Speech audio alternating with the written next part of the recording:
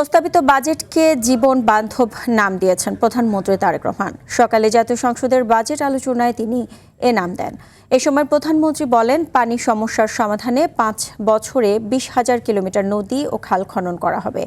কৃষক কার্ডের মাধ্যমে শুধু টাকা নয়, 10টি সুবিধা দেওয়া হবে বলেও জানান তিনি। প্রধানমন্ত্রী বলেন, পদ্মা ব্যারেজ নির্মাণের পাশাপাশি যে কোনো মূল্যে তিস্তা ব্যারেজ মহাপরিকল্পনা বাস্তবায়ন করা হবে। শিক্ষা খাতকে সবচেয়ে গুরুত্ব দেওয়া হচ্ছে জানিয়ে তিনি বলেন, সনদ নির্ভর শিক্ষা ব্যবস্থা পরিবর্তনে কাজ করছে তার সরকার। এয়ার বাদলের রিপোর্ট।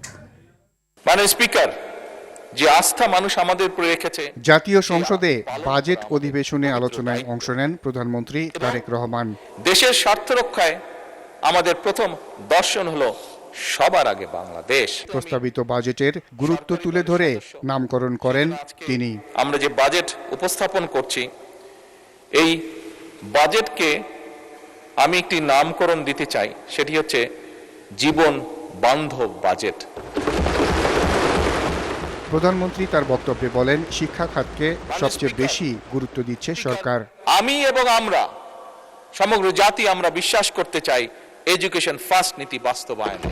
আমাদের লক্ষ্য থাকবে আগামী 5 বছরে শিক্ষা খাতের বিনিয়োগ জিডিপির 5% উন্নীত করা। স্পিকার, আমরা এই সার্টিফিকেট সিস্টেম, সার্টিফিকেট অবশ্যই থাকবে, কিন্তু এই সার্টিফিকেটে নির্ভর যে শিক্ষা সিস্টেম, এটির আমরা পরিবর্তন করতে চাই। মাননীয় স্পিকার, আমরা ক্লাস 6 থেকে পর্যায়ক্রমিকভাবে কারিগরি শিক্ষা, বাংলা এবং ইংরেজির পাশাপাশি তৃতীয় ভাষা শিক্ষা আমরা ইন্ট্রোডিউস করতে চাই।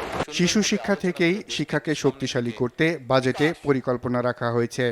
আনন্দময় প্রযুক্তি নির্ভর শিক্ষা, one teacher one tab, multimedia classroom, বিনামূল্যে ওয়াইফাই, এই সকল কিছু, একই সাথে প্রাইমারি স্কুলে বাচ্চাদের জন্য স্কুল ড্রেস, এই সবগুলো বিষয় আমরা পর্যায়ক্রমিকভাবে আমাদের শিক্ষা ব্যবস্থাকে, আমাদের শিক্ষার্থীদেরকে, আমাদের ভবিষ্যৎ প্রজন্মদেরকে শক্তিশালীভাবে, দৃঢ়ভাবে, কনফিডেন্টভাবে গড়ে তোলার জন্য এই বাজেটে আমরা এই পদক্ষেপগুলো রেখেছি, যা আমরা পর্যায়ক্রমিকভাবে ধীরে ধীরে বাস্তবায়ন করব ইনশাআল্লাহ। মাদ্রাসা শিক্ষাকেও সমভাবে গুরুত্ব দিয়ে পরিকল্পনা গ্রহণ করা হয়েছে। মাদ্রাসা শিক্ষার ব্যাপারেও একইভাবে আমরা তাদেরকে সেই পরিকল্পনা ভিতরে নিয়ে এসে আমরা একইভাবে সেটিকেও তুলে নিয়ে যেতে চাইছি। জনগণের স্বাস্থ্য সুরক্ষায় নতুন স্বাস্থ্য ব্যবস্থা গড়ে তোলা হবে বলেও জানান তিনি। চিকিৎসা সেবার উপরে সর্বোচ্চ গুরুত্ব দিয়েছে এবং সর্বোচ্চ বাজেট আমরা অ্যালোকেট করেছি। মাননীয় স্পিকার, স্বাস্থ্য সেবাতেও আমরা জিডিপির বরাদ্দের 5% পরিকল্পিতভাবে উন্নীত করতে চাই আগামী 5 বছরে। আমরা সমগ্র বাংলাদেশে 1 লক্ষ হেলথ কেয়ারার বা হেলথ ওয়ার্কার নিয়োগ দেওয়ার পরিকল্পনা গ্রহণ করেছি। দেশের কৃষি খাতের উপর বাজেটে বিশেষ গুরুত্ব দেওয়া হয়েছে বলেও জানান প্রধানমন্ত্রী তারেক রহমান।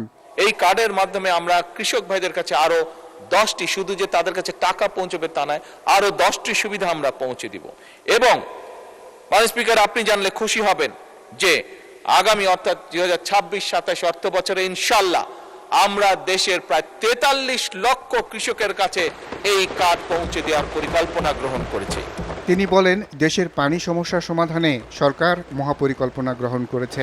মাননীয় স্পিকার, আগামী 5 বছরে আমাদের পরিকল্পনা সমগ্র বাংলাদেশে ইনশাআল্লাহ আমরা 20,000 কিলোমিটার খাল খনন করব। এবং মাননীয় স্পিকার, এরই মধ্যে 20,000-এর মধ্যে গত 3 মাসে আমরা প্রায় 900 কিলোমিটার খাল পুনর্খনন এবং খনন করেছি।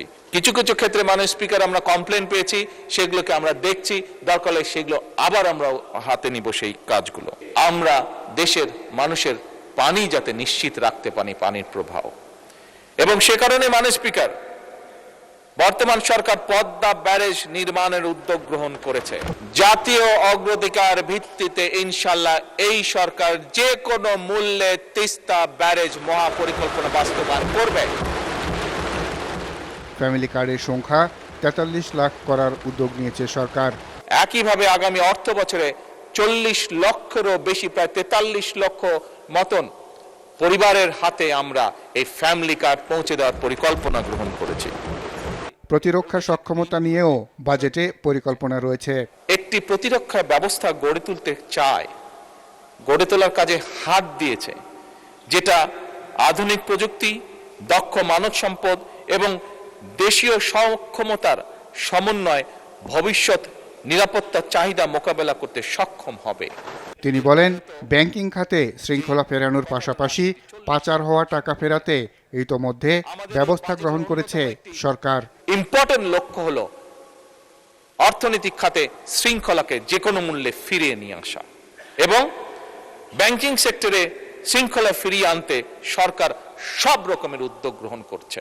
বিদেশে যে পাচারকৃত অর্থ, সেই অর্থ এবং সম্পদ ফিরিয়ে আনার জন্য বাংলাদেশ সরকার এরই মধ্যে 13টি দেশে 23টি মিউচুয়াল লিগ্যাল অ্যাসিস্ট্যান্স রিকোয়েস্ট পাঠিয়েছে মাননীয় স্পিকার।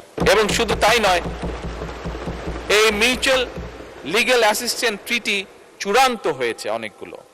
15টিরও বেশি ক্ষতিগ্রস্ত ব্যাংক আন্তর্জাতিক সম্পদ পুনরুদ্ধার প্রতিষ্ঠানের সঙ্গে, যারা এই কাজগুলো করে, প্রতিষ্ঠানের সঙ্গে 60টিরও বেশি নন ডিসক্লোজার এগ্রিমেন্ট স্বাক্ষর করে ফেলেছে সরকার ইতিমধ্যে। ব্যক্তি কর সীমা নিয়ে অর্থমন্ত্রীর কাছে বিশেষ অনুরোধ করেন প্রধানমন্ত্রী তারেক রহমান। স্পিকার 2026-27 এবং 27-28 কর বছরের জন্য 4 লাখ টাকা, যেটা 3,75,000 প্রস্তাব করেছে, 4 লাখ টাকা, 2028-29 এবং 29-30 কর বছরের জন্য 4,50,000 টাকা এবং 2030-31 কর বছরের জন্য 5 লাখ টাকা করার জন্য মাননীয় অর্থ পরিকল্পনা মন্ত্রীর প্রতি আমি অনুরোধ রাখছি।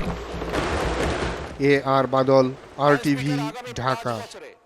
আমাদের পরিকল্পনা